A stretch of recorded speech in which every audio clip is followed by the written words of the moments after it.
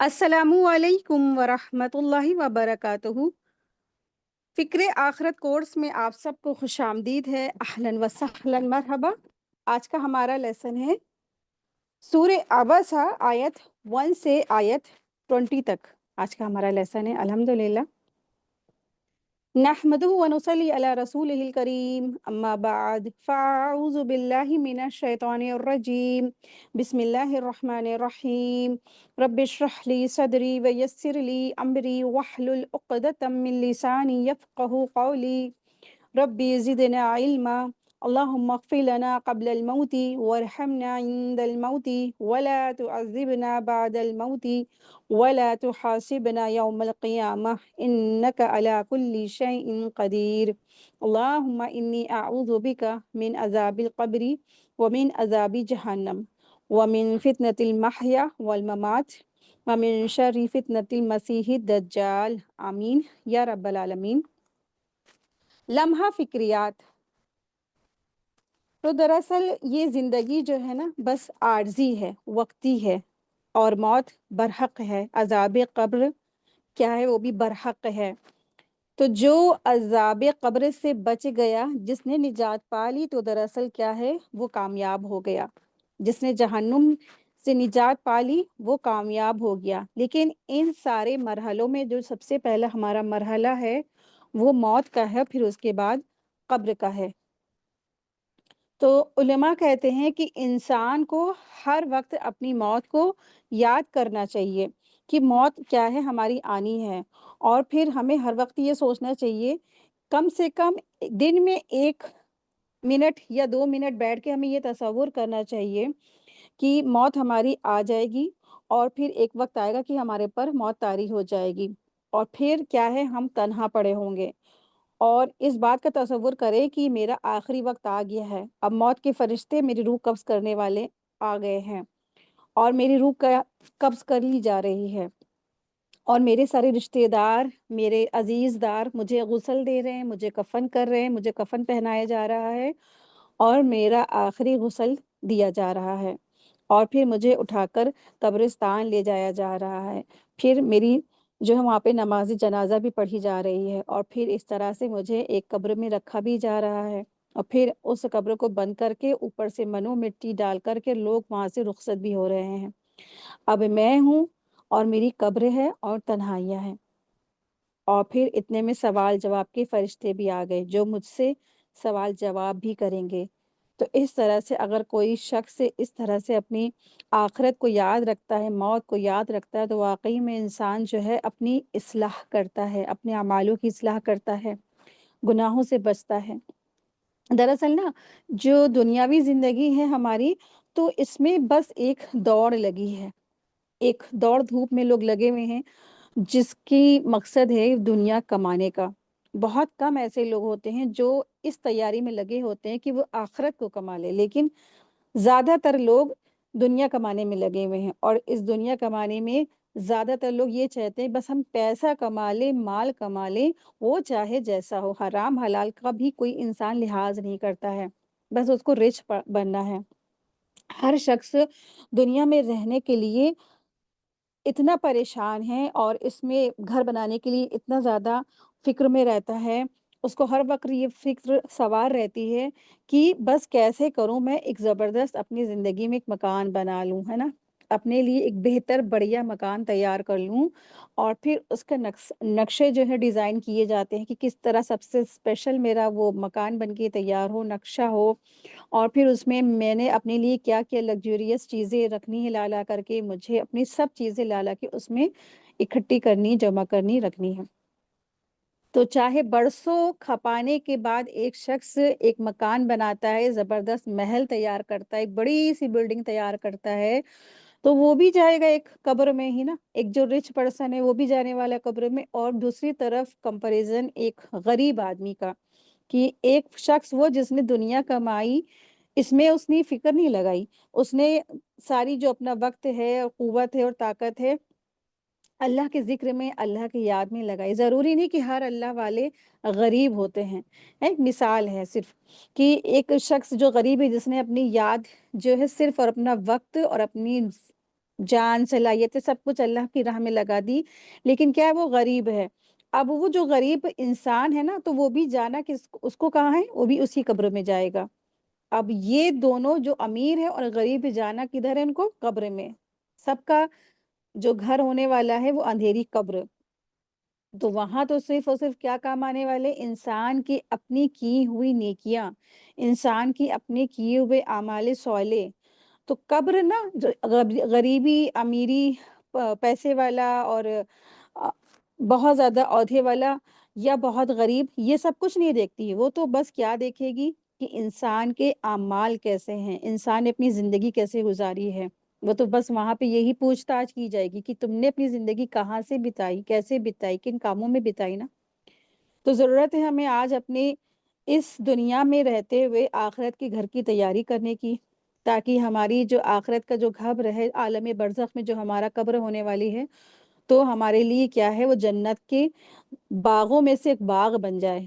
اللہ تبارک تعالیٰ سے دعا ہے کہ اللہ سبحانہ وتعالیٰ ہم سب کے لیے ہماری قبروں کو جنت کے باغوں میں سے باغ بنا دے، آمین یا رب العالمین۔ زاد آخرت،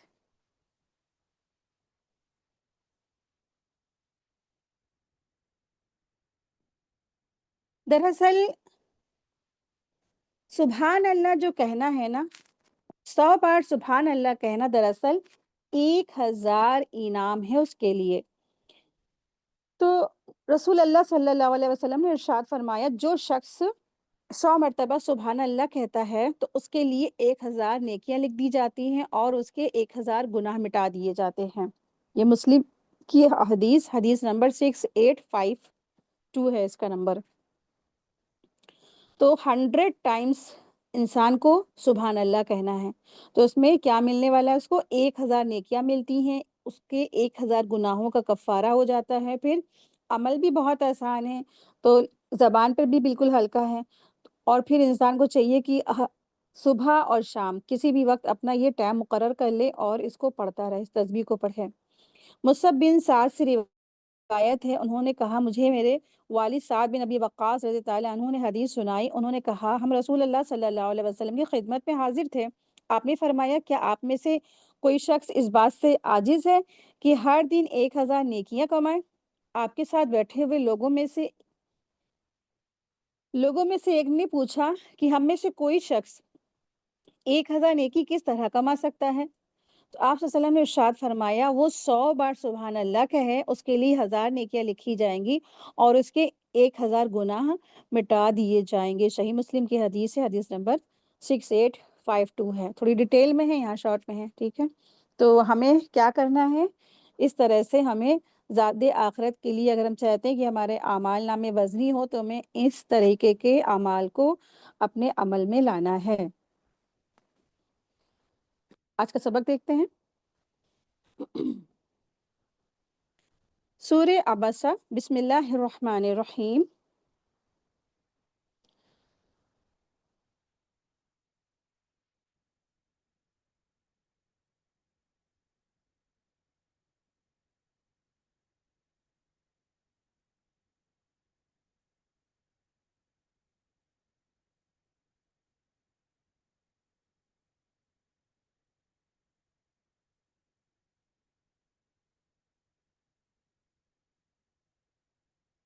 سورہ عبسہ کا تھوڑا انٹرو دیکھ لیتے ہیں۔ بسم اللہ الرحمن الرحیم۔ عبسہ، سورہ عبسہ جو یہ سورہ ہے، یہ دراصل مکی سورہ ہے، یعنی اس کا نزول مکہ مکرمہ میں ہوا۔ یہ قرآن کی 80ویں سورہ ہے، یعنی اس میں جو قرآن میں جو ہمارا جو مصحف ہوتا ہے اس میں اس کا نمبر 80 ہے، 80 ہے، اور اس میں 42 آیات ہیں، اور اس کا نام عبسہ پہلی ہی آیت کے لفظ میں سے لیا گیا ہے، جس کا معنی ہوتا ہے تیوری چڑھانا۔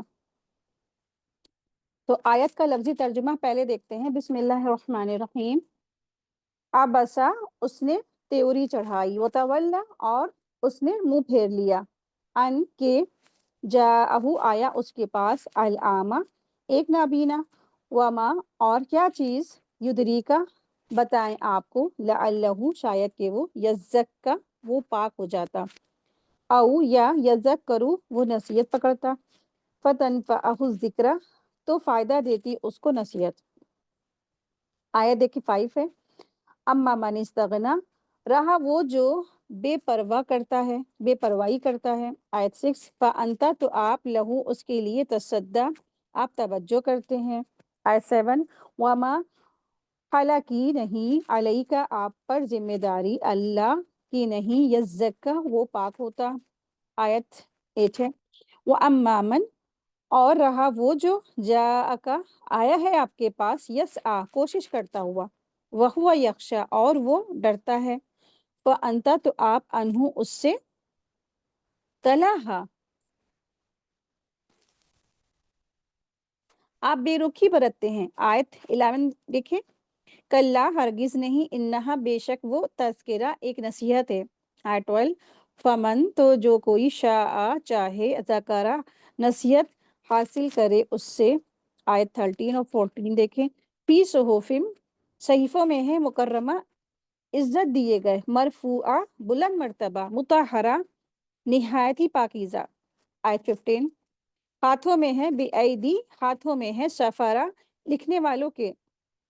आयत 16, किरामीन बरारा नेकोकार मुअज़्ज़ज़। आयत 17, कुतिला मारा जाए अल इंसानु इंसान मा अकफरा किस कदर नाशुक्रा है वो। आयत 18 है, मिन अय्यि शैइन किस चीज से खलक़हु उसने पैदा किया उसे। आयत 19 है, मिन नुतफतिन एक नुतफे से, खलक़हु उसने पैदा किया उसे, फ़क़द्दरहु फिर उसने तकदीर मुकर्रर की उसकी। आयत 20, सुम्मा सबीला रास्ता फिर रास्ता, यस्सरहु उसने आसान किया उसका। बिस्मिल्लाहिर्रहमानिर्रहीम। सूरह अबसा। अल्लाह तबारक तआला इरशाद फरमा रहे हैं आयत नंबर 1, अबसा व तवल्ला कि वो तुरशुरू हुए और मुंह मोड़ लिया। आबासा का मतलब होते हैं चेहरे पे शिकन लाना, तिवरी चढ़ाना, और तवल्ला का मतलब है रुख फेर लेना या पीठ मोड़ लेना।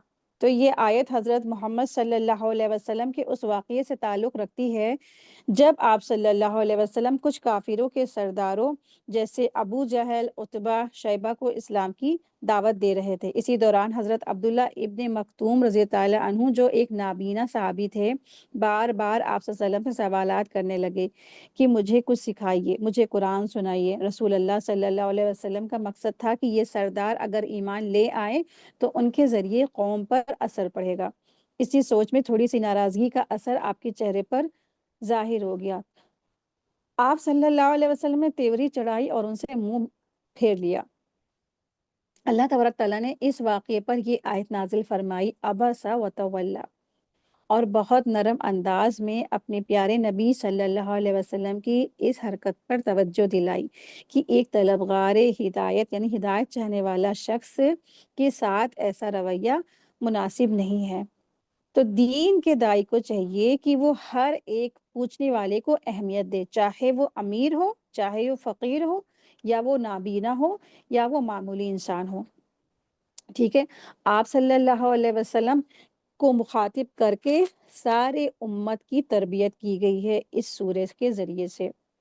तो अल्लाह तबारक तआला ने अपने नबी सल्लल्लाहु अलैहि वसल्लम की भी अदब के साथ इस्लाह फरमाई ताकि उम्मत इससे इबरत हासिल कर सके और अपने अखलाक और रवैया को दुरुस्त कर सके, उसको लोगों के साथ अच्छा बर्ताव कर सके। दावत का असल मकसद ये नहीं कि बड़े-बड़े लोग मुसलमान बने, बल्कि जो सच्चे दिल से हिदायत चाहता है वो अल्लाह के नज़दीक ज़्यादा कीमती है। तो हमारे लिए इन आयत में नसीहत है कि हर इंसान को अहमियत देना चाहिए, छोटा हो या बड़ा हो ये ना देखो, जो भी हिदायत चाहता है उसे इज्जत देना चाहिए हमें। अल्लाह के नज़दीक दिल का अखलाक और तलबे हक ज़्यादा कीमती है, ना कि उसका ओहदा या शक्ल। ठीक है? तो चेहरे के इज़हारात से भी यानी कि जो चेहरे के जो एक्सप्रेशन होते हैं ये भी दीन का हिस्सा है। अक्सर जो हमारे एक्सप्रेशन होते हैं फेस के, तो ये क्या होते हैं, कभी बुरे होते हैं, कभी इशारतन होते हैं, कभी ऐसे बनाते हैं ना कि कुछ चीज़ किरायत हो रही है तो हम अपने चेहरे बना रहे हैं, तो ये भी क्या है, इसके ज़रिए भी मुसलमानों की इस्लाह की गई है। کہ چہرے نہیں بنانے چاہیے انسان کو کسی کے مذاق کے طور پہ، کسی کے چڑھانے کے طور پہ، یا کسی ناروائی صورت میں نہیں. یہ بھی کیا دین کا حصہ ہے. اگر کسی سے بات کرتے ہوئے چہرہ بگاڑ لیا، تیوری چڑھا لی، تو وہ بھی ناپسندیدگی کا اظہار ہے. ہر ایک کے ساتھ انسان کو مسکراہٹ کے ساتھ پیش آنا چاہیے، یہ سنت ہے. دعوت کے کام میں صبر اور حسن اخلاق ضروری ہے. کسی کی بار بار بات پر جھنجھلانا نہیں چاہیے، خاص کر کے جب وہ سیکھنا چاہتا ہو، خاص کر کے وہ طالب علم ہو. دین کا کام صرف اثردار لوگوں پر نہیں چھوڑا جا سکتا ہے. ٹھیک ہے، جو دل سے طلبگار ہے اس کو ترجیح دی جائے گی، چاہے وہ دنیا میں معمولی شخص کیوں نہ ہو. اور لوگ عام طور پر اس کے اپوزٹ آج کام کرتے ہیں. چاہے امیر ہو، چاہے اونچے عہدے والے ہیں، تو ان کو لوگ توجہ زیادہ دیتے ہیں اور غریبوں کو لوگ نظر انداز کر دیتے ہیں. یا مسجدوں میں، محفلوں میں، جلسوں میں اور دینی جو ایسی دعوتوں والے محفل ہوتی ہیں، ان میں خاص لوگوں کو، اسپیشل پیسے والے جو لوگ ہوتے ہیں، عہدے دار ہوتے ہیں، ان کو خاص طریقے پہ، خاص ان کی سیٹی ریزرو ہوتی، وہاں ان کو بٹھالا جاتا ہے. اور باقی جو ہوتے ہیں ان کو بالکل جہاں بھی بیٹھ جائیے، آپ کدھر بھی بیٹھ جائیے نا. اس طرح سے رویہ اپنایا گیا ہے. اور پھر دین پوچھنے والوں کو جھڑک دے دیا جاتا ہے، یا ان کی بات کو کاٹ دی جاتی ہے، اور یا تو کہہ دیتے کہ نہیں نہیں ابھی وقت نہیں ہے، آپ بعد میں پوچھنا. یہ اس طرح سے الفاظ انہیں کہہ دیے جاتے ہیں. یا پھر چہرے سے ناراضگی یا بیزاری کا ظاہر کر دیا جاتا ہے. کسی کی بات سن کر چہرہ بگاڑ لینا یا منہ پھیر لینا، جبکہ سامنے والا سچے دل سے پوچھ رہا ہو. تو قابل جو لوگ ہوتے ہیں، قابل لوگوں کو ہی اسلام سکھانے کی کوشش کرنا چاہیے انسان کو. ٹھیک ہے، کہ جو انسان اچھے ہیں، وہ چاہے پیسے والے ہوں چاہے غریب ہو، لیکن اگر وہ کیا ہے، طالب علم ہیں، ان کے دل میں تڑپ ہے، للک ہے، تو ایسے لوگوں کو دین سکھانے کی ہمیں ضرورت ہے. یہ نہیں کہ جیسے جو بس عہدے دار ہیں، ہم بس انہی کو بتائیں، انہی کو سکھائیں، انہی کو سمجھائیں، باقی سب تو گئے کہیں نا. تو ایسے کرنے کی ضرورت نہیں. اللہ تعالیٰ ہمیں یہ تعلیم دیتا ہے کہ دین کی جو تعلیم میں اخلاق، انصاف اور اخلاص سب سے زیادہ موسٹ امپورٹنٹ ہے. جو شکستہ دل، غریب، کمزور یا معمولی سمجھے جاتے ہیں، ان کے دلوں میں حق کی طلب زیادہ ہوتی ہے. ہمیں سب سے پہلے ان کو توجہ دینی چاہیے. ٹھیک ہے. آیت 2، اللہ تبارک تعالیٰ ارشاد فرما رہے ہیں ان جاءہ الاعمی، کہ اس لیے کہ وہ آپ کے پاس ایک نابینا آیا،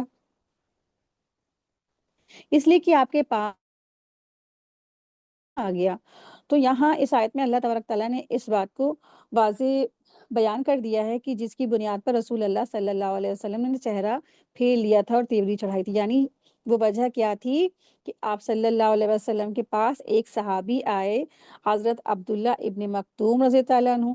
آپ صلی اللہ علیہ وسلم کے پاس آئے تھے نا، وہ اس خواہش کے ساتھ آئے تھے کہ مجھے قرآن سکھائیے، مجھے ہدایت دیجیے. مگر اس وقت نبی صلی اللہ علیہ وسلم اسلام کے دشمنوں جیسے جو شخص تھے ان کی طرف اثردار، جو مطلب کہ جو شخص جو اسلام کے دشمن تھے اور وہ مکہ میں سردار تھے، ان کی طرف تبلیغ و دعوت کا کام کر رہے تھے.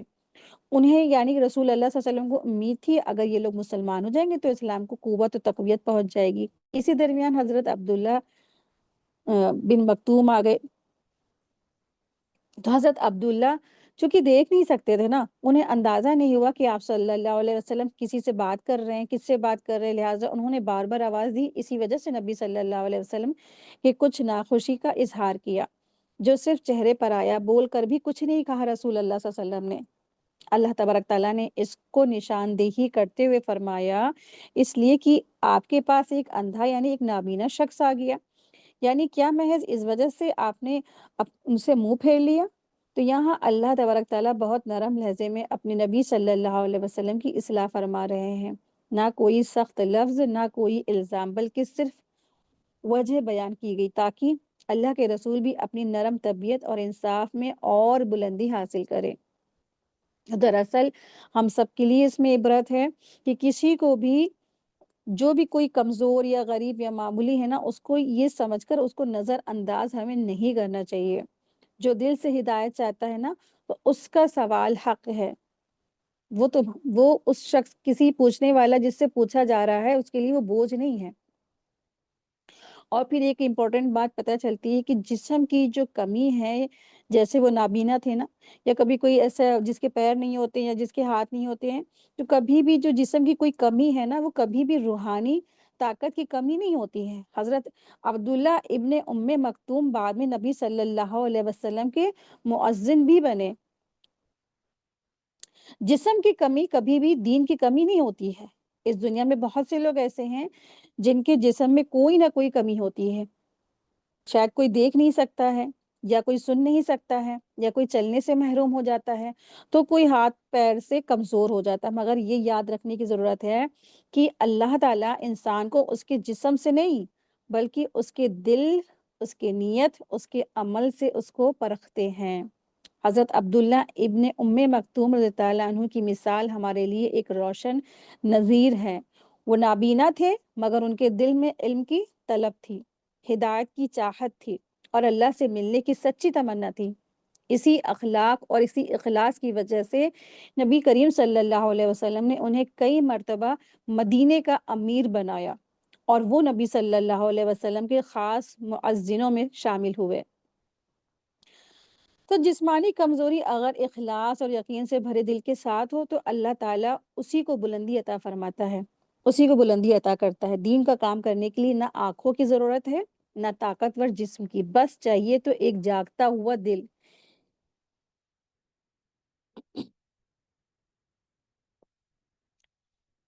اصلی کمی وہ نہیں ہے جو جسم میں ہوتی ہے، بلکہ اصلی کمی تو وہ ہوتی ہے جو دل میں ہو، بے پرواہی ہو، غرور ہو، غفلت کی شکل میں ہو، تو یہ اصلی کمی ہے۔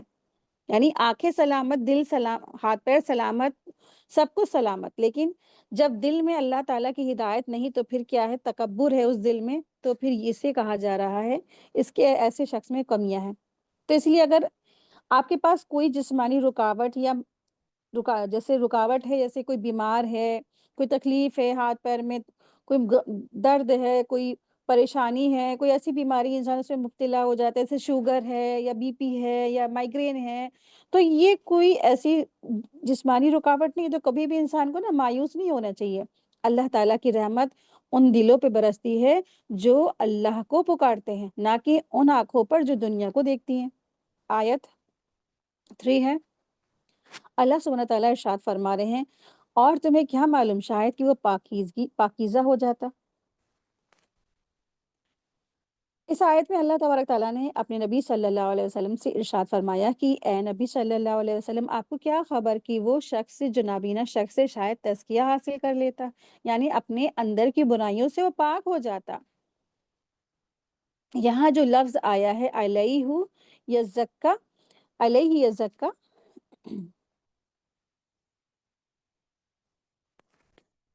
یہاں جو لفظ آیا وَمَا يُدْرِيكَ لَعَلَّهُ يَزَّكَّىٰ، تو لَعَلَّهُ يَزَّكَّىٰ کا جو مطلب ہے کہ شاید وہ گناہوں سے توبہ کر کے پاک صاف بن جائے اور ہدایت کو قبول کر لے۔ وَمَا يُدْرِيكَ کا مطلب ہے کہ آپ کو کیا پتہ، یعنی اے رسول صلی اللہ علیہ وسلم، آپ اس چیز کی خبر نہیں رکھتے ہیں کہ کس کے دل میں ہدایت کی طلب گہری ہے۔ ظاہر ہے یہ کہ وہ ایک معمولی نابینا انسان ہے، مگر ہو سکتا ہے کہ اللہ کے نزدیک وہ بہت اونچے، بہت مرتبے والا ہو۔ تو کبھی کبھی ہمارے یہاں ہوتا ہے نا، ہم جسے دیکھ کے سمجھتے ہیں ارے یہ تو ایک دم معمولی انسان ہے، یہ کہاں اتنے امپورٹنٹ ہوں گے، تو ہماری نظروں میں وہ ہو سکتا ہے کہ شخص معمولی ہو، لیکن اللہ تبارک تعالیٰ کے یہاں اس کے بہت اونچے مرتبے ہوں، اونچے درجے ہوں، اللہ کے بہت وہ قریب ہو۔ تو اللہ تعالیٰ دعوت دینے والوں کو یہ سکھا رہا ہے، دین کے دائیوں مبلغوں کو یہ سکھا رہے ہیں کہ انسان کو ان کے لباس، حیثیت یا ظاہری حالات سے مت تولو۔ ہدایت دینے اور دلوں کا تزکیہ کرنے والے تو صرف اور صرف اللہ تبارک تعالیٰ ہیں، اور کوئی بھی انسان چاہے وہ کتنا بھی غریب ہو، کمزور ہو یا مظلوم ہو، اللہ کی رحمت سے دور نہیں ہوتا ہے۔ کبھی بھی نا کسی کی ہدایت کی امید نہیں چھوڑنی چاہیے۔ دعوت دینے والے کو، ہر پوچھنے والے کو اہمیت دینی چاہیے، شاید وہ بدل جائے، شاید اس کے دل میں بات اتر جائے۔ تو انسان کا جو تزکیہ ہے نا، یہی ہی اصلی مقصد ہے، اندر کی اصلاح ہی اصلی مقصد ہے، اور وہ کسی کے ظاہری حالات سے نہیں جڑا ہوتا ہے۔ آیت 4 ہے، اللہ سبحانہ تعالیٰ ارشاد فرما رہے ہیں، او یذکروا فتنفعہ الذکریٰ، یعنی نصیحت سنتا اور اس سے نصیحت فائدہ پہنچاتی۔ اس آیت میں اللہ تبارک تعالیٰ نابینا صحابی عبداللہ ابن مکتوم رضی تعالیٰ عنہ کی تعریف فرما رہے ہیں، اور جو ایمان اور ہدایت کے طلب میں حضرت محمد صلی اللہ علیہ وسلم کے پاس آئے تھے، اللہ تبارک تعالیٰ ارشاد فرماتے ہیں شاید وہ نصیحت لے لے اور یہ نصیحت اسے فائدہ دے جائے۔ یہاں جو لفظ آیا ہے یذکرو، یذکرو کا مطلب ہے نصیحت کو قبول کرنا، اور فتن فعہ الذکر یعنی اس کے لیے وہ نصیحت نفع بخش بن جائے، نافع ثابت ہو جائے۔ تو اس میں اس ہدایت کے جذبے کو سراہا گیا ہے جو ان نابینا صحابی کے دل میں موجود تھا، جبکہ سامنے بیٹھے ہوئے قریش کے سرداروں کے اندر نہ کوئی طلب تھی اور نہ ہی کوئی نرمی، مگر رسول اللہ صلی اللہ علیہ وسلم کا جھکاؤ ان کی طرف اس امید سے ہو گیا کہ شاید وہ مان جائے، شاید یہ ایمان لے آئے۔ تو اس آیت میں نا ہمارے لیے سبق یہ ہے کہ دین کی طلب رکھنے والوں کو ترجیح دینی چاہیے۔ جس کے دل میں ہدایت کی پیاس ہوتی ہے نا، وہی اللہ کا کلام انہی دلوں پر اثر کرتا ہے۔ ظاہری عہدے، مال، مقام کو دیکھ کر نہ کسی کو نظر انداز نہیں کر دینا چاہیے۔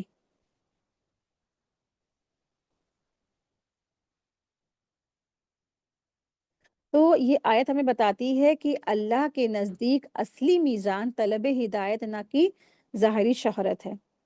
آیت 5 ہے، اللہ تبارک تعالیٰ ارشاد فرما رہے ہیں اما من استغنا، کہ جو بے پرواہی کرتا ہے، اما رہا وہ شخص، من استغنا جو بے نیازی یا لاپرواہی اختیار کرتا ہے۔ تو یہاں اما لفظ تفریق کے لیے آیا ہے، یعنی پچھلے شخص سے الگ بات ہو رہی ہے۔ پہلے جس شخص کا ذکر آیا تھا وہ حضرت عبداللہ ابن مکتوم رضی اللہ عنہ، جو دل سے ہدایت چاہتے تھے۔ اس کی بات مکمل کر کے اللہ تبارک تعالیٰ ارشاد فرما رہے ہیں اب رہا وہ شخص جو بے نیازی بنا پھرتا ہے، یعنی وہ نہ تو دین سننے میں دلچسپی رکھتے، نہ سوال کرتے، نہ طلب کرتے ہیں، اور نہ ہی ہدایت کی ان کے اندر پیاس ہے۔ استغنا کا مطلب ہوتا ہے غنا، یعنی بے نیازی۔ یہاں مراد تکبر اور گھمنڈی کی وجہ سے بے پرواہی کرنے والے لوگ ہیں۔ تو یہاں ذکر قریش کے سرداروں کا ہے، اور اس طرح سے جن کے اندر بھی یہ رویہ ہوتا ہے ان لوگوں کا یہاں پر ذکر ہے۔ تو قریش کے سرداروں کے بارے میں ہے کہ جو رسول اللہ صلی اللہ علیہ وسلم کی بات کو حقیر سمجھتے تھے، اور اپنی دولت، نسب، مرتبے کی وجہ سے دین کو سننے کی ضرورت تک محسوس نہیں کرتے تھے۔ اللہ تعالیٰ یہ ارشاد فرما رہے ہیں کہ ایسے بے نیاز لوگوں کی طرف توجہ دینی ضروری نہیں ہے، کیونکہ نہ اصل معیار دل کی طلب ہے، نہ کہ دنیا کا رتبہ۔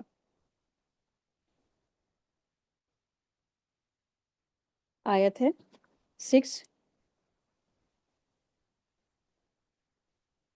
اللہ سبحانہ تعالیٰ ارشاد فرما رہے ہیں فَأَنْتَ لَهُ تَصَدَّقْ، تو آپ اس کے لیے توجہ دیتے ہیں۔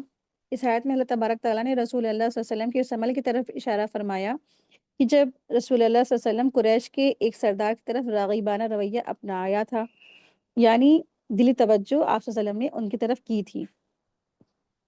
فَأَنْتَ لَهُ تَصَدَّقْ، یہاں تصدق کا مطلب ہے کہ بڑی ہی لگن سے اس کی طرف متوجہ ہونا، پورے ذوق اور شوق کے ساتھ کسی کی بات سننا یا اسے دین کی طرف لانے کی کوشش کرنا۔ اللہ تعالیٰ فرما رہے ہیں کہ اے رسول صلی اللہ علیہ وسلم، آپ اس شخص کے لیے جو دین سے بے پرواہ ہے، جو تکبر میں مبتلا ہے، اتنے متوجہ ہیں ہو رہے ہیں اس کو دین پہ لانے کے لیے، جبکہ اس کا حال تو یہ ہے کہ اسے دین میں کوئی پرواہ ہی نہیں ہے، دین کی کوئی فکر نہیں ہے۔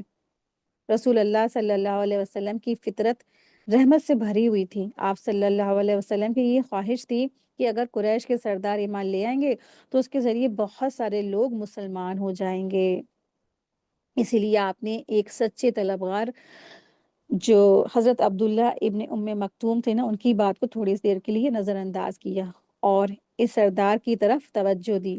اللہ تعالیٰ نے اسی بات پر نبی صلی اللہ علیہ وسلم کی اس توجہ کو نرم انداز سے تنبیہ بیان فرمائی۔ تو دعوت اسلام میں اصلی توجہ انہی کو دی جانی چاہیے جن کے دل میں طلب ہو۔ ہدایت کا فائدہ اسی کو ہوگا جو اخلاص اور توجہ سے آئے گا۔ نبی صلی اللہ علیہ وسلم کو بھی اللہ تبارک تعالیٰ نے ہدایت کا معیار سمجھا دیا، یعنی طلب۔ تو جس کے دل میں طلب ہوتی ہے وہی اس کے دل میں کیا ہوتی ہے؟ ہدایت اترتی ہے۔ یہاں اللہ سبحانہ تعالیٰ ارشاد فرما رہے ہیں فَأَنْتَ لَهُ تَصَدَّقْ، یعنی آپ جو ہے اس بے نیاز کی طرف جھکتے ہیں۔ تو اس آیت سے یہ پتہ چلتا ہے کہ آج نا بہت سارے مسلمانوں کا بھی یہی رویہ ہے آج مسلمانوں کی ایک بڑی جو غلطی ہے یہی ہے کہ وہ اسی عمل کو وہ دہرا رہے ہیں، بلکہ اور بھی بڑھا چڑھا کر وہ کر رہے ہیں۔ اگر کوئی امیر یا مشہور آدمی دین کی بات کرے تو اسے ہاتھوں ہاتھ لیا جاتا ہے، چاہے اس میں کوئی دین کا علم اس نے حاصل کیا ہو یا نہ کیا ہو۔ لیکن اگر کوئی غریب، اگر کوئی کم درجے والا یا کوئی عام شخص حق بات کرے، دین کی بات کرے، تو لوگ اس کی طرف دیکھتے تک نہیں ہیں۔ تو آج سوشل میڈیا پر بھی دین انہی سے سیکھا جا رہا ہے جن کے فالوورز زیادہ ہوتے ہیں، جن کے ملینز فالوورز ہوتے ہیں، لیکن وہ یہ بھی نہیں دیکھتے کہ یہ جو شخص ہے جس کو ہم فالوونگ کر رہے ہیں، یہ حق بات پہنچا رہا ہے یا نہیں پہنچا رہا ہے۔ یا بہت سارے لوگ کیا کرتے ہیں، مدینہ یا مکے کی تصویریں، حج عمرہ کی پوسٹ کی ویڈیوز، یہ سب اس لیے ڈالی جاتی ہے کہ دنیا ہماری تعریف کرے، واہ واہ آپ یہاں وہاں سب ہویا ہے نا۔ تو ان تمام چیزوں سے انسان کو بچنے کی ضرورت ہے۔ آیت دیکھیں، آیت نمبر 7 ہے۔ اللہ سبحانہ وتعالیٰ ارشاد فرما رہے ہیں، وَمَا عَلَيْكَ أَلَّا يَزَّكَّىٰ، اور تمہارا کیا ہے کہ اگر وہ پاک صاف نہ ہو، اگر وہ پاک صاف نہ ہو۔ تو وضاح یہاں پر اس آیت میں اللہ سبحانہ وتعالیٰ نے ارشاد فرمایا ہے کہ اے نبی صلی اللہ علیہ وسلم، اگر وہ سردار پاک صاف نہ بنے، تزکیہ حاصل نہ کرے، تو آپ پر اس کا کوئی بھی گناہ نہیں ہے۔ اللہ یزکا یعنی تزکیہ، دل کی صفائی، گناہوں سے توبہ، روح کی اصلاح ہے۔ تو یزکا کا معنی کیا کیا ہے؟ دل کی صفائی کرنا، گناہوں سے توبہ کرنا اور اپنی روح کی اصلاح کر لینا۔ اگر کوئی ہدایت نہ لے تو یہ آپ کی ذمہ داری نہیں، یعنی ایک دین کے داعی کی ذمہ داری نہیں ہے، بلکہ اس کی اپنی ہی بدنصیبی ہے۔ دراصل اس آیت کا پس منظر یہی ہے کہ قریش کے سرداروں کو ہدایت دینے کے لیے آپ صلی اللہ علیہ وسلم کو بہت فکر تھی۔ آپ چاہتے تھے کہ وہ ایمان لے، مگر اللہ سبحانہ تعالیٰ ارشاد فرما رہے ہیں کہ آپ اپنا وقت اور توجہ وہاں مت لگائیے جہاں کوئی نرمی ہے ہی نہیں دین کے لیے، کیونکہ نہ ہدایت دینا آپ کا کام نہیں، یہ تو ہم یعنی اللہ تبارک تعالیٰ کی مرضی سے ہوتا ہے۔ تو اللہ تعالیٰ جس کو ہدایت دینا چاہتے ہیں نا اس کو دیتے ہیں۔ اگرچہ خطاب یہاں نبی صلی اللہ علیہ وسلم سے ہے، مگر اس میں تربیت پورے امت کی ہے، خاص طور پر دعوت دینے والوں کے لیے یہاں پر زبردست اللہ تبارک تعالیٰ نے تعلیم دی ہے۔ ظاہری طور پر یہ ایک تنبیہ ہے نبی صلی اللہ علیہ وسلم کو کہ آپ ایسے لوگوں کے پیچھے نہ جائیں جو تزکیہ نہیں چاہتے ہیں، تاکہ امت کا ہر داعی، عالم، مبلغ اور معلم جان لے کہ دلوں پر اثر ڈالنا اللہ کے ہاتھ میں ہے، ہدایت دینا اللہ کی طرف سے ہے۔ کسی کے دل کو بدل دینا، ہدایت دینا، یہ دین کے داعی کا کام نہیں ہے، یہ سارے کام اللہ کا کام ہے۔ تو ایک دین کا داعی جو ہوتا ہے، دین کی تبلیغ کرنے والا جو شخص ہوتا ہے، اس کا کام تو صرف کیا ہوتا ہے؟ پہنچا دینا، البلاغ۔ تو اس آیت میں اللہ تبارک تعالیٰ نے نبی صلی اللہ علیہ وسلم کو تنبیہ کر کے امت کو سکھایا ہے کہ دین کے کام میں کون سن رہا ہے اس پر دھیان دو اور کون ہے اس پر نہیں۔ تو ظاہری طور پر اللہ تبارک تعالیٰ نے نبی صلی اللہ علیہ وسلم سے فرمایا، وَمَا عَلَيْكَ اللہ یزکا، اگر وہ تزکیہ نہ کریں تو یہ آپ کا ذمہ نہیں ہے، لیکن اصل میں یہ ایک اصول، نظریہ اور اخلاق ہے جو ہم سب کے لیے قیامت تک کا راستہ طے کرتا ہے۔ تو دین کی جو دعوت ہے وہ ہر ایک کو دی جائے گی، مگر توجہ طلبگار کو دینی چاہیے۔ اگر کوئی نہیں سدھرتا ہے تو غم نہیں کرنا چاہیے ایک مبلغ کو، کیونکہ ذمہ داری وہ اپنی نبھا چکا ہے، اپنا کام وہ کر چکا ہے۔ جو نہ بدلنا چاہے اس کے لیے قرآن کی روشنی کی بھی کوئی ویلیو نہیں ہے، اور جو بدلنا چاہے اس کے لیے قرآن کا ایک حرف ہی کافی ہے۔ آیت 8 ہے، اللہ تبارک تعالیٰ ارشاد فرما رہے ہیں،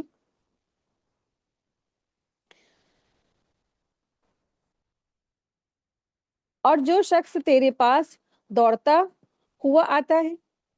تو اس آیت میں اللہ تبارک تعالیٰ اب دوسری طرف کا منظر کھینچ رہے ہیں، یعنی کہ یہاں پر اس شخص کا ذکر ہو رہا ہے جو دل میں ہدایت کی سچی طلب اور علم کا سچا ذوق اور شوق لے کر آئے۔ وَأَمَّا یعنی اور رہا وہ،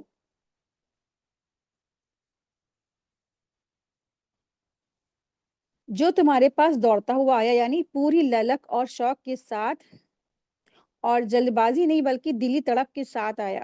یہاں اشارہ ہے عبداللہ ابن ام مکتوم رضی اللہ عنہ کی طرف، جو نابینا تھے لیکن دل سے روشن تھے۔ وہ دین حاصل کرنے کے لیے دوڑتے ہوئے آئے تھے، یعنی وہ شخص جو نابینا ہونے کے باوجود محنت کر کے صرف اسلام کی باتیں سمجھنے کے لیے آپ صلی اللہ علیہ وسلم تک پہنچے، اس کا کوئی سہارا بھی نہیں تھا، اس کا یعنی کہ آپ جو صحابی آئے تھے ان کا کوئی ہاتھ تھام کر پکڑ کر لانے والا بھی نہیں تھا، اسے یہ بھی اندیشہ بھی تھا کہ کہیں راستے میں کسی گڈھے میں نہ گر جائیں، یہ سب، اور پھر کسی چیز سے ٹکرا کر وہ کہیں گر نہ پڑے، یا راستے میں کوئی اسلام کا دشمنی انہیں تکلیف نہ پہنچا دے تو پھر وہ کیا کریں گے؟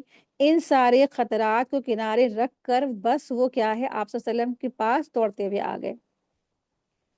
تو یہ سارے خطروں کے باوجود وہ محض حق کی طلب اور اللہ کے خوف کی وجہ سے آپ صلی اللہ علیہ وسلم تک پہنچے۔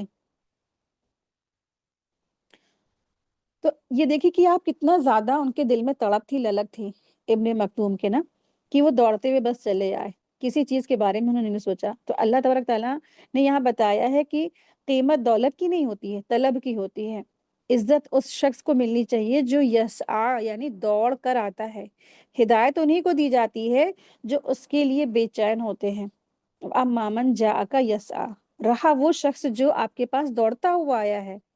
یہ آیت دو طرح کے لوگوں کا کمپیریزن پیش کر رہی ہے۔ پہلی طرف کا منظر ہے یعنی کہ جو آیت 6 اور 7 ہے، اما من استغنا فما علیہ کا اللہ یزکا، یعنی کہ وہ سردار جو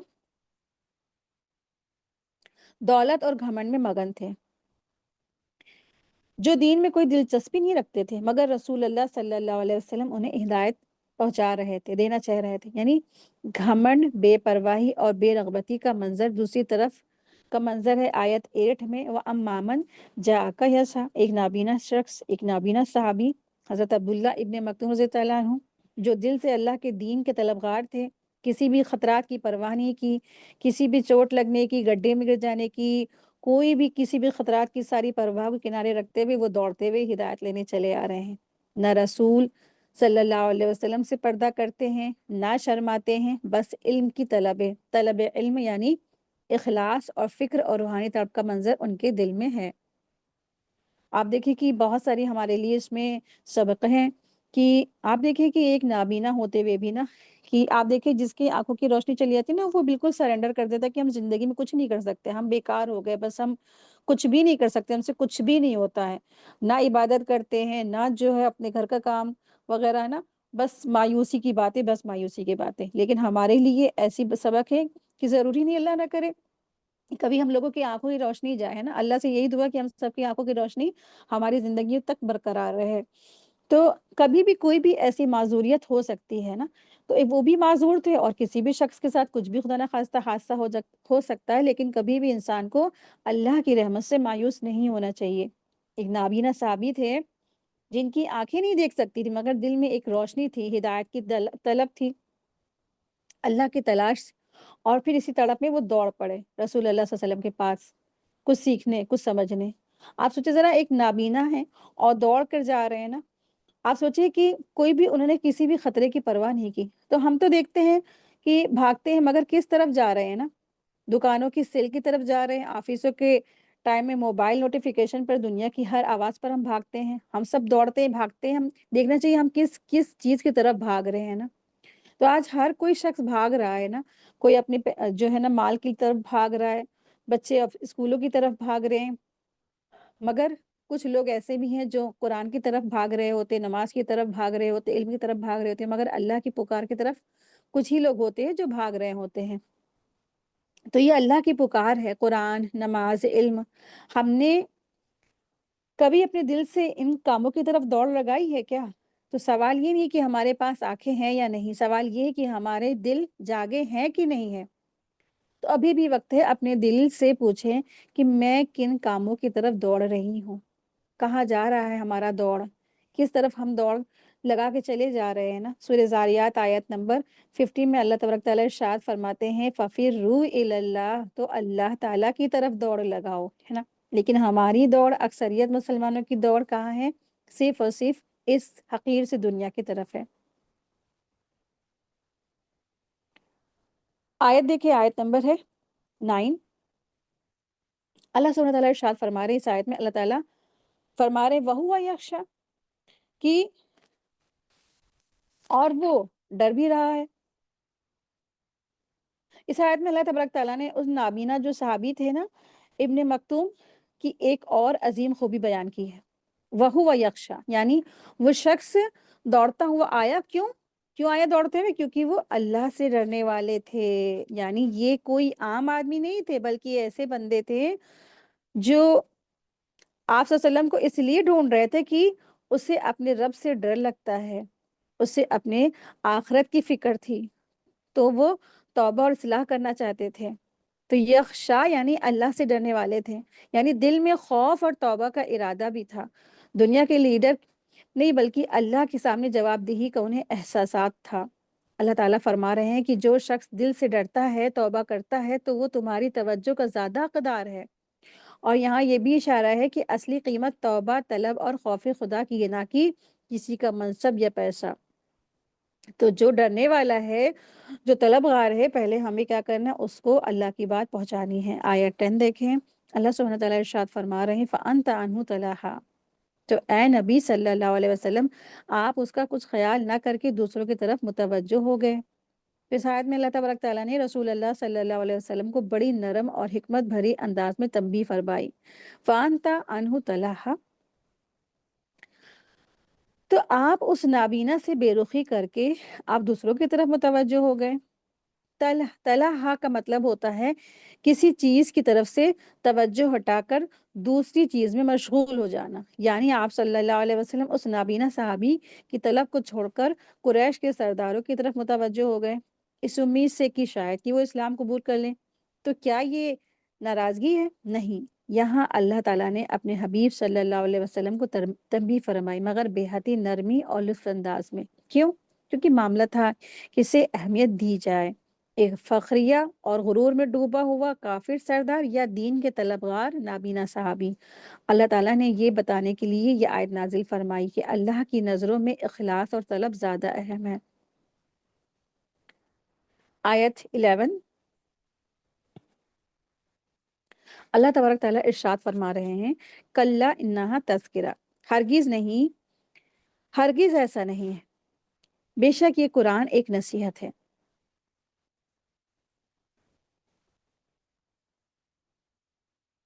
کلا جو لفظ آیا ہے تو اس کا مطلب ہوتا ہے ہرگز نہیں، یہ لفظ سخت انکار اور تنبیہ کے لیے آتا ہے۔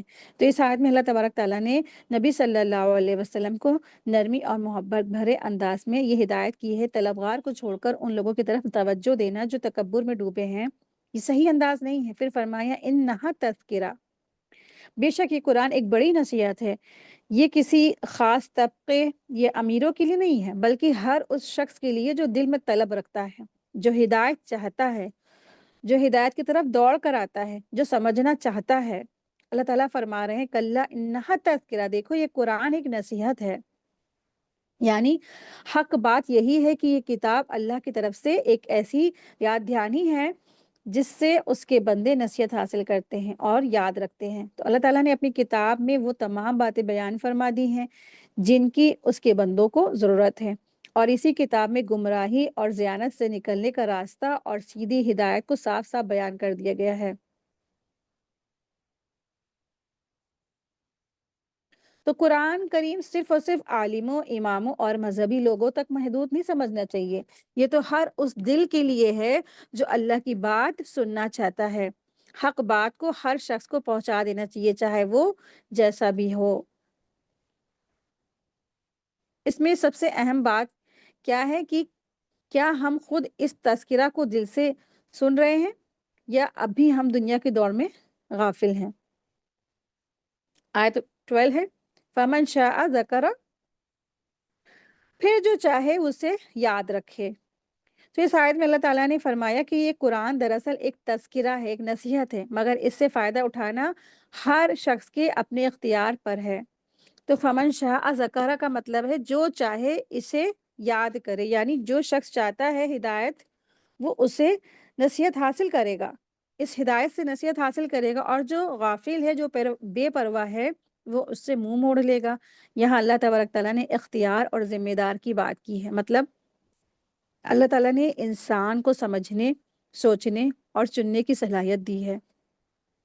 اب یہ انسان پر ہے کہ وہ قرآن کی باتوں کو قبول کرتا ہے یا نہیں۔ ذکرہ کا مطلب ہے کہ جو چاہے اس سے نصیحت حاصل کرے، اور یہ بھی کہ کوئی شخص بار بار قرآن کی نصیحت والی باتوں کا ذکر کرتا رہے، اور یہ بھی کہ قرآن کو زبانی یاد کر لے، ٹھیک ہے۔ تو ذکرہ کے مفسرین نے کئی مطلب بتائے ہیں۔ ایک مطلب یہ ہو سکتا ہے کہ اس سے نصیحت حاصل کرے، اور یہ مطلب بھی ہو سکتا ہے کہ کوئی شخص بار بار قرآن کی نصیحت والی باتوں کا ذکر کرتا رہے، اور یہ بھی کہ کوئی قرآن کو زبانی یاد کر لے، مطلب قرآن کو پڑھنا، اس کی نصیحت پر عمل کرنا اور اسے زبانی یاد کرنا، یہ سب بڑے اجر اور ثواب کے کام ہیں۔ جیسا کہ سیدہ عائشہ رضی تعالیٰ عنہا فرماتی ہیں کہ جو شخص قرآن پڑھتا ہے اور اسے حافظ یعنی اسے حفظ کر لیتا ہے، تو قیامت کے دن معزز یعنی عزت دار فرشتوں کے ساتھ ہوگا ایسا شخص۔ اور جو قرآن کو ٹکڑوں ٹکڑوں میں پڑھتا ہے اور اسے پڑھنا مشکل ہوتا ہے، یعنی کہ جو قرآن کو اٹک اٹک کر پڑھتا ہے، اس کے لیے دشوار ہوتا ہے لیکن پھر بھی وہ پڑھتا ہے، اسٹرگل کرتا ہے، تو ایسے شخص کے لیے 2 گنا اجر ہے، 2 گنا ثواب ہے۔ تو جتنی زیادہ دین کے لیے مشقت کوئی اٹھاتا ہے نا، اللہ تبارک تعالیٰ نے اس کے لیے اتنا ہی زیادہ اجر و ثواب لکھ رکھا ہے۔ آیت 13 ہے، اللہ سبحانہ تعالیٰ ارشاد فرما رہے ہیں فی صحف مکرمہ، پر عظمت صحیفوں میں ہے۔ تو اس آیت میں اللہ تبارک تعالیٰ نے یہ تذکرہ فرمایا ہے کہ اس سے جو یہ قرآن ہے نا، یہ جو تذکرہ ہے، جو قرآن ہے، صرف انسان کے سامنے کہی ہوئی باتیں نہیں ہیں، بلکہ یہ آسمانی کتابوں کی طرح مقدس اور معزز ہے۔ صحف مکرمہ کا مطلب ہے ایسے لکھے ہوئے صفحے یعنی پیجز جو عظمت والے ہیں، جنہیں اللہ کے فرشتے سنبھالتے ہیں، اور جن میں قرآن کے احکام، ہدایتیں اور حق بات درج ہے۔ یہ آیت اس بات کو واضح کرتی ہے کہ قرآن کا مرتبہ عام کتابوں جیسا نہیں ہے، بلکہ یہ اللہ کی طرف سے نازل ہوا ایک مقدس پیغام ہے جو محفوظ اور معزز طور پر آسمان میں بھی موجود ہے۔ قرآن کا درجہ بہت اعلیٰ ہے، یہ عام انسانی باتیں نہیں ہیں، بلکہ یہ وہ کلام ہے جو اللہ کا کلام ہے، اور جو بزرگ اور پاک صاف لکھے ہوئے صفحوں میں درج ہے۔ تو اس سے ہمیں یہ پتہ چلتا ہے کتاب جو ہمارے پاس یہ قرآن اللہ کا موجود ہے، ہمیں اس کے ساتھ ادب کرنا چاہیے، اس کا احترام کرنا چاہیے، تعظیم کرنی چاہیے، اور اس کے ساتھ جو ہے نا عزت کا رویہ اختیار کرنا چاہیے۔ آیت 14 ہے، اللہ سبحانہ تعالیٰ ارشاد فرما رہے ہیں مرفوعۃ مطہرہ، اور جو بلند اور پاک صاف ہے۔ اس آیت میں اللہ تعالیٰ نے قرآن کی حقیقت اور اہمیت کو بیان کیا ہے، اور یہاں بتایا کہ قرآن جن صحیفوں میں محفوظ ہے وہ مرفوع ہے، یعنی بہت بلند ہے، اعلیٰ مقام والے، یعنی ان کا درجہ اور مرتبہ بہت اونچا ہے، آسمانی دنیا میں فرشتوں کی نگہبانی میں ہے وہ۔ مطہرہ جو لفظ آیا ہے یعنی پاک، صاف اور ہر قسم کی نجاست، غلطی، شبہ سے پاک ہے، نہ ان میں کوئی غلطی ہے نہ کوئی خلل ہے۔ اس سے یہ بھی معلوم ہوتا ہے کہ قرآن نہ صرف الہامی ہے بلکہ ہر لحاظ سے محفوظ، پاک اور معزز بھی ہے۔ تو اتنی بلندی پر ہے کہ وہاں پر کسی ایسے جو جن وغیرہ ہیں نا، کسی کے پہنچنا بھی پاسبل نہیں ہے، بالکل سیف جگہ پہ اللہ تبارک تعالیٰ نے اس کو رکھا ہوا ہے۔ تو لوح محفوظ میں محفوظ ہے نا قرآن، تو وہاں پر اللہ تبارک تعالیٰ نے اس کی حفاظت کا ذمہ لیا ہے، اور جو دنیا میں جو قرآن ہے اس کا بھی ذمہ ہے۔ تو اس میں کسی بھی قسم کی کوئی ملاوٹ نہیں ہے، صرف اور صرف اللہ تبارک تعالیٰ کی طرف سے نازل شدہ کلام ہے۔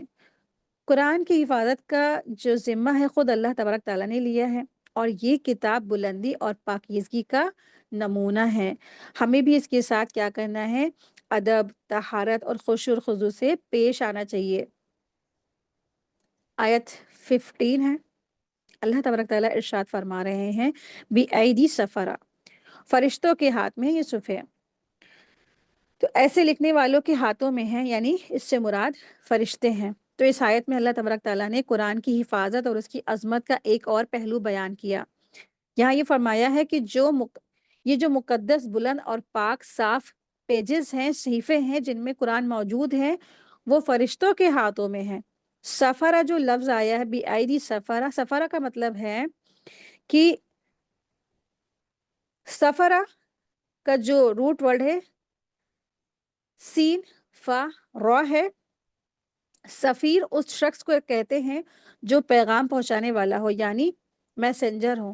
یہاں سفرہ سے مراد وہ پاکیزہ فرشتے ہیں جو اللہ اور اس کے رسولوں کے درمیان وحی الہی پہنچاتے ہیں اور علم اور حکمت کا پیغام لے کر آتے ہیں۔ تو یہاں کیا پیغام دیا گیا ہے کہ اللہ تعالیٰ یہ فرما رہے قرآن کی حفاظت اور تحریر کا کام کوئی عام لوگ نہیں کر رہے، بلکہ یہ کام تو اللہ کے مقرب فرشتوں کے ذمے ہے۔ یہ فرشتے نہ صرف امین ہیں بلکہ طہارہ اور ایمانداری کے اعلیٰ درجے پر ہیں، ٹھیک ہے؟ تو پاکیزہ ہیں، بھروسے مند ہیں اور پورے کے پورے ایماندار ہیں۔ تو اس کا مطلب یہ بھی ہے کہ قرآن کی اصلی شکل میں کوئی تبدیلی یا خلل ممکن ہی نہیں ہے، کیونکہ اسے ایسے پاک فرشتوں نے سنبھالا ہے جو غلطی سے بھی پاک ہیں، جو غلطیاں نہیں کرتے ہیں۔ انسان تو غلطیوں کا پتلا ہے، ایک پیج بھی لکھنا بیٹھتا ہے تو کتنی غلطی کرتا ہے، لیکن یہ جو فرشتے ہیں یہ غلطیوں سے پاک ہیں۔ تو اس آیت سے ہمیں سبق ملتا ہے کہ قرآن ایک الہامی کتاب ہے، قرآن ایک اللہ تبارک تعالیٰ کی الہی کتاب ہے، تو جس کی نگہبانی انسانوں کے ہاتھ میں نہیں ہے بلکہ فرشتوں کے ہاتھ میں ہے۔ یہ فرشتے اسے لوح محفوظ سے لے کر نبی صلی اللہ علیہ وسلم تک پہنچاتے ہیں اور بالکل صحیح، بغیر کسی غلطی کے ہیں۔ اس آیت سے یہ بھی واضح ہوتا ہے کہ قرآن کو لینے اور سمجھنے والے انسانوں کو بھی پاک دل اور صاف نیت کا ہونا ضروری ہے۔ جب ایک کتاب کو اللہ تعالیٰ اتنا بلند مقام دیا اور اسے پاک فرشتوں کے ذریعے اتارا، تو اس کے ہر لفظ، ہر حکم، ہر نصیحت کو پوری توجہ اور ادب سے ہمیں اپنی زندگیوں میں لینا چاہیے۔ آیت 16 ہے، اللہ سبحانہ تعالیٰ ارشاد فرما رہے ہیں کرام بررہ، جو عزت دار اور نیک فرشتے ہیں۔ تو یہ آیت 15 کی تفصیل ہے۔ وہاں اللہ نے فرمایا کہ قرآن صحیفوں میں یعنی فرشتوں کے ہاتھوں میں ہے، اور یہاں بتایا جا رہا ہے کہ وہ فرشتے ہیں کیسے۔ اب ان کے فرشتوں کے بارے میں بتایا جا رہا ہے، کرام بررہ۔ کرام کا جو مطلب ہوتا ہے عزت دار، شریف اور مقرب بندے۔ تو یعنی وہ فرشتے جن کا اللہ کے یہاں بہت اونچا مقام ہے۔ نبی صلی اللہ علیہ وسلم نے ارشاد فرمایا فرشتے نہ تو گناہ کرتے ہیں، نہ اللہ کے حکم سے نافرمانی کرتے ہیں۔ بررہ کا مطلب ہے، بر سے بنا ہے بررہ، جس کا مطلب ہوتا ہے نہایت نیک، فرما بردار اور خیر خواہ۔ بررہ ایسے لوگ یا مخلوق ہوتے ہیں جو نیکیوں میں سبقت لے جاتے ہیں اور ہر طرح سے پاک صاف صفت رکھتے ہیں۔ تو قرآن کی حفاظت، اس کے لفظ در لفظ پہنچانے کا کام انہی عزت دار، معزز نیک فرشتوں کے ذمے ہے۔ آیت دیکھیں، آیت نمبر 17 ہے، اللہ سبحانہ تعالیٰ ارشاد فرما رہے قتل الانسان ما اکفرہ، لعنت ہو انسان پر وہ کتنا ناشکرہ ہے۔ اس آیت میں اللہ تبارک تعالیٰ نے انسان کی ناشکری پر غضب کا اظہار فرمایا ہے۔ قتیلہ کا مطلب ہے کہ یہ لفظ لعنت اور فساد یا ہلاکت کے لیے بولا جاتا ہے۔ قتیلہ کا مطلب کیا ہے؟ یہ لفظ لعنت، فساد یا ہلاکت کی دعا کے لیے بولا جاتا ہے۔ اللہ تبارک تعالیٰ ارشاد فرما رہے ہلاک کیا جائے ایسا شخص، ایسا انسان، یعنی یہ انسان لائق ہے کہ اس پر افسوس کیا جائے اور اس کی ہلاکت پر تعجب کیا جائے۔ ما اکفرا، یہ الفاظ تعجب اور نفرت کے ساتھ بولے جاتے ہیں۔ کتنا زیادہ ناشکرہ ہے یہ انسان، یعنی اسے اتنا کچھ دیا گیا، زندگی، عقل، ہدایت، مگر یہ بھی کیا ہے؟ کفر اور غرور اور نافرمانی کرتا ہے۔ اللہ تعالیٰ نے انسان کو بغیر کسی حق کے بے مثال نعمتیں عطا فرمائی، وجود دی، زندگی دیا، عقل و سمجھ دی، کھانا پینا، رہنا، اٹھنا بیٹھنا، گھر مکان، سب کچھ دیا۔ ایک مسلمان گھرانے میں انسان کو پیدا کیا اور پھر سارے انسانوں کے لیے ہدایت دی اور ہدایت کا انتظام بھی کیا، پھر بھی انسان قرآن سے منہ موڑتا ہے، تکبر کرتا ہے، نافرمانی کرتا ہے۔ تو یہ آیت ایک تنقید ہے ان لوگوں کے لیے جو حق کو ماننے جاننے کے باوجود اس کا انکار کرتے ہیں، ٹھیک ہے؟ حق جاننے کے باوجود حق کا انکار کرتے ہیں، شکر کے بجائے ناشکری کرتے ہیں۔ تو انسان کو چاہیے کہ وہ اپنے حالات پر غور کرے کہ میں کہاں سے آیا ہوں اور مجھے روزی کون دے رہا ہے، میں کس کی نعمتوں میں جی رہا ہوں، اور پھر اسے اللہ تبارک تعالیٰ کا بہت زیادہ شکر گزار، متقی، فرما بردار بن جانا چاہیے۔ آیت 18 ہے، من ای شیء خلقہ، اسے اللہ نے کس چیز سے پیدا کیا ہے؟ اس آیت میں اللہ تبارک تعالیٰ انسان کی اصل اور اس کی تخلیق پر توجہ دلا رہے تاکہ وہ اپنی حد کو پہچان لے اور گھمنڈ، تکبر، ناشکری سے باز آ جائے، بغاوت کو چھوڑ دے۔ من ای شئین خلقہ کا مطلب ہے اللہ تعالیٰ نے انسان سے سوال کیا ہے، آخر تجھے میں نے کس چیز سے پیدا کیا؟ یہ سوال تعجب اور تذلیل کے طور پر ہے۔ اللہ تعالیٰ اسے اس کی یعنی انسان کو اس کی حقیقت یاد دلا رہے ہیں۔ اے انسان، تو اپنے آپ کو بہت بڑا سمجھتا ہے، حق کو جھٹلاتا ہے، اللہ کی کتاب سے روگردانی کرتا ہے، نبی کی تعلیمات کو نظر انداز کرتا ہے، مگر کبھی سوچا ہے کہ تو بنا کس چیز سے ہے؟ تیرا وجود کس چیز سے بنا ہے؟ آیت 17 میں اللہ تبارک تعالیٰ نے انسان کی ناشکری پر ناراضگی ظاہر کی تھی، تو اب آیت 18 سے اللہ تبارک تعالیٰ نے انسان کو اس کی حقیقت اور بے بسی یاد دلائی کہ تو ایک مٹی اور پھر ایک حقیر بوند سے پیدا ہوا ہے، تجھے کس چیز کا گھمنڈ ہے؟ انسان کو کبھی بھی اپنے علم، مال، عہدے اور طاقت، پیسے اور دولت، کبھی بھی کسی چیز پر گھمنڈ نہیں کرنا چاہیے۔ اسے ہمیشہ یاد رکھنا چاہیے کہ وہ کس چیز سے پیدا ہوا ہے، کس کے سامنے جواب دہ ہونے والا ہے۔ انسان کو چاہیے کہ وہ اپنی اصل کو کبھی نہ بھولے کہ وہ ایک کمزور، بے حس، بے جان قطرہ سے پیدا ہوا جسے اللہ تعالیٰ نے شکل، عقل اور زندگی دی۔ جب اللہ نے اتنی بڑی اسے نعمتیں دی تو پھر اس کا فرض ہے کہ وہ تکبر سے بچے۔ آیت 19 ہے، اللہ سبحانہ تعالیٰ ارشاد فرما رہے ہیں کہ اسے ایک نطفے سے پیدا کیا، پھر اس کا اندازہ مقرر کیا۔ اس آیت میں اللہ تبارک تعالیٰ انسان کی تخلیق کا اگلا مرحلہ بیان فرما رہے ہیں۔ من نطفہ،